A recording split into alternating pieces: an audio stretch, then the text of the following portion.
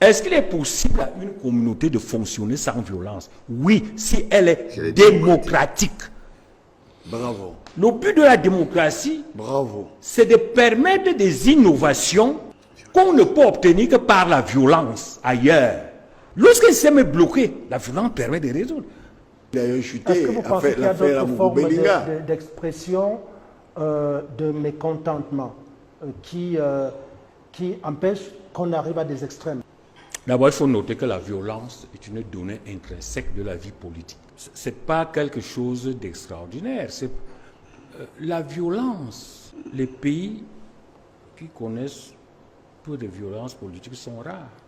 Si on prend les pays d'Afrique, il y a un très grand nombre où le changement politique passe toujours par la violence. Ça peut être un coup d'État, ça peut être une insurrection, armée ou non, ça peut être une rébellion. Donc la violence est une donnée intrinsèque. À proscrire. À proscrire, Dieu de Non. Moi, je ne suis pas là. Non, il parle vraiment une donnée intrinsèque, c'est-à-dire il dit du champ politique. Bien sûr. Du champ politique, ça veut Alors, dire qu'à un moment donné, elle existe. On le proscrit. C'est-à-dire que sinon, il n'y a pas de vie politique. Sur des bases morales. Oui. C'est-à-dire, et attention, je te donne un exemple militant du point de vue de la sociologie politique de militaire. Continuez ce que je voulais dire. Militant, hein, ça vient de militaire. Donc, militarisé. le fait même d'appeler à la paix n'a jamais été suffisant. Hein? Il ne faut pas oublier que c'est la violence qui a supprimé les royautés. L'absolutisme royal. L'absolutisme. Tout à fait. Il ne faut pas oublier que quelque part, la violence permet même à la société. Si on avait supprimé la violence dans la société humaine, l'humanité n'aurait pas évolué. C'est ça. Donc la violence est une donnée positive pour l'évolution humaine. La question aujourd'hui est la suivante. Est-ce qu'il est possible à une communauté de fonctionner sans violence? Oui, si elle est démocratique. Bravo. Le but de la démocratie, c'est de permettre des innovations qu'on ne peut obtenir que par la violence ailleurs. C'est pour ça que dans la démocratie, il faut éviter des attitudes paternalistes. Mais ça, il y a fait décrit une très belle image. C'est-à-dire, un enfant vous dit que les chaussures me servent. Vous vous dites non. Comme je suis votre maman, je suis votre papa, c'est moi qui décide. Donc, quand les gens vous disent qu'ils ne sont pas d'accord avec ceci, il faut les écouter. Parce que même dans nos familles, si vous dites à votre enfant qui a déjà un certain âge, je ne prends pas un petit enfant qui va porter les chaussures sans réagir. Mais il est évident que si tu donnes les chaussures à un enfant de 20 ans, il commence à l'osser. Si tu essaies de le lui imposer, il va se rebeller contre toi. Il va se rebeller. Donc, la violence apparaît généralement lorsque, soit parce qu'on a un État, un gouvernement qui est autiste, comme le Cameroun, paternaliste, qui décide de la manière dont les gens doivent exprimer leurs désirs. C'est ça qui entraîne la violence. C'est son rôle de réguler. Non. Réguler signifie écouter, négocier, discuter, et on décide. Et réguler, c'est-à-dire, réguler veut dire aussi qu'il y a de bonnes normes. Le consensus. Il y a des normes qui vous conviennent. Il ne faut pas oublier une chose que tant oublier nos hommes d'État. L'État, c'est d'abord l'adhésion et ensuite la contrainte. Ce n'est pas seulement la contrainte. Tout à fait. L'adhésion sociétale. C'est-à-dire qu'il faut que les gens croient réellement aux lois. Tout à fait. Parce qu'ils ont participé à la confection de ces lois. Lorsque vous décrétez des lois du haut, c'est ça. C'est ça qui amène les gens à se rebeller. Même au sein d'une famille. Bien sûr. La rébellion apparaît à partir du moment où vous demandez à l'enfant de faire ce qu'il ne comprend pas et ce qu'il ne veut pas. Il ne perçoit pas l'intérêt de ça. Donc, quand on est dans un pays comme le Cameroun, la première chose, c'est qu'il faut comprendre que la violence est une donnée. Et cette violence-là permet de régler certains problèmes. Lorsqu'un système est bloqué, la violence permet de résoudre. Quand les gens ne veulent pas comprendre, c'est une donnée anthropologique. Aujourd'hui, Israël a attaqué l'Iran. parce que Israël s'est senti menacé. Donc il faut comprendre qu'il n'y a pas... Vous ne pouvez pas obtenir la paix dans les prêches, dans le paternalisme. C'est dans l'écoute. Quand les gens se plaignent, il faut les écouter. D'accord. Il faut savoir discuter. Il faut négocier. Il faut... Le problème qu'on a au Nozo, c'est ce paternalisme-là. Les gens disent qu'est-ce qu'ils peuvent faire. Tout ça. C'est ça qui nous conduit. Et je vous dis... Disent-ils, ce n'est rien du tout. Vous ne voyez que la violence, peut-être des hommes pour des partis d'opposition. La violence peut venir partout. Hein. Elle peut venir de partout. Elle peut venir de partout parce que quand des gens sont au pouvoir, ils pensent qu'ils contrôlent tout. Ils savent que la violence peut venir d'où. Pourquoi la cause de la violence vient de quoi? Voilà. Lorsque vous ne pouvez pas empêcher les causes de l'esclavage, la violence de la rébellion. Quand de manière évidente, vous empêchez certains d'exprimer leurs droits. Il y a très peu de gens qui s'engagent dans la violence par plaisir. La violence est toujours le fait d'une situation où les gens ne sont pas entendus.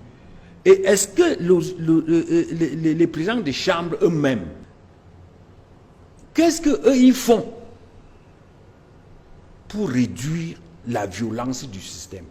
Je ne vais pas citer le problème anglophone qui n'a jamais été débattu dans un parlement, dans une... Est-ce que c'est normal? Nous avons un problème, une plaie, un ulcère aussi puruleux. Les chambres ne disent rien. Les présidents ne disent rien. Maintenant, ils viennent nous dire aujourd'hui, il n'y a pas ne faites la violence. Est-ce que ce discours n'est pas très différent de celui du ministre Tanji?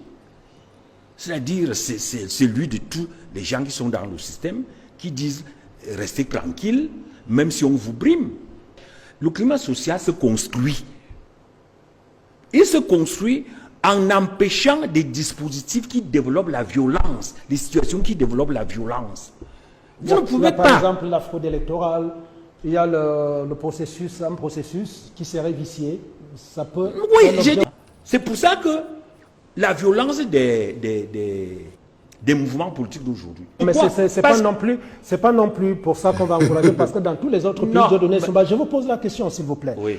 Vous n'avez aucun pays, ou presque aucun, où les régimes en place font des cadeaux à l'opposition. Mais c'est pas toujours qu'il y a la violence dans ces pays-là. Attendez, il ne faut pas confondre le jeu politicien qui existe dans les bonnes démocraties, où personne ne fait le cadeau, avec une situation un système plutôt défectueux qui peut développer une violence extrême allant jusqu'à des milliers de morts. Le système qu'on a aujourd'hui est un système de violence, c'est de violence extrême. Ça n'a rien à voir avec le jeu démocratique. Il ne faut pas confondre les choses. Nous ne sommes pas au Cameroun dans un jeu démocratique normal. Bon, ça c'est la responsabilité de ceux qui sont au pouvoir et c'est de l'opposition. Vous ne trouvez où est la responsabilité de l'opposition? Non, l'opposition répond. Parce que dans cette histoire, il y a un pouvoir qui dispose de toutes les ressources et autres. Et il y a une réponse de l'opposition. On peut reprocher certains opposants d'exprimer leur opposition, leur contestation du système par peut-être des formes de violence. Ça, c'est autre chose. Mais il y a déjà une violence qui est fabriquée. C'est-à-dire, on peut dire une sorte de violence provocatrice de l'État, du gouvernement. C'est-à-dire, vous mettez les gens dans une situation où ils ne peuvent s'exprimer que par la violence. Vous leur dites, fermez la bouche, ne dites rien. Comme ça, je veux que vous êtes en paix. Les gens vous disent que non, moi, on ne veut pas ceci. Donc, vous fabriquez vous-même les conditions de violence pour vous plaindre après de la violence. Bonjour les enfants, c'est papa. Mon mur est un asile psychiatrique à ciel ouvert et ma salle d'attente est toujours bondée. Bienvenue à la clinique des enfants. Les enfants, si on vous dit que Boni Philippe c'est un journaliste, vous allez dire oui. Je vous pose une question. Je ne veux pas avoir m'attarder sur ce que Dieu donnait à Essomba a dit, qui est limpide. Tu n'as même pas envie d'ajouter quelque chose. Je vous avais toujours dit ici, là. Lorsque tous les moyens qui permettent de passer d'un système ou d'une gouvernance à une autre. Tous les moyens civils.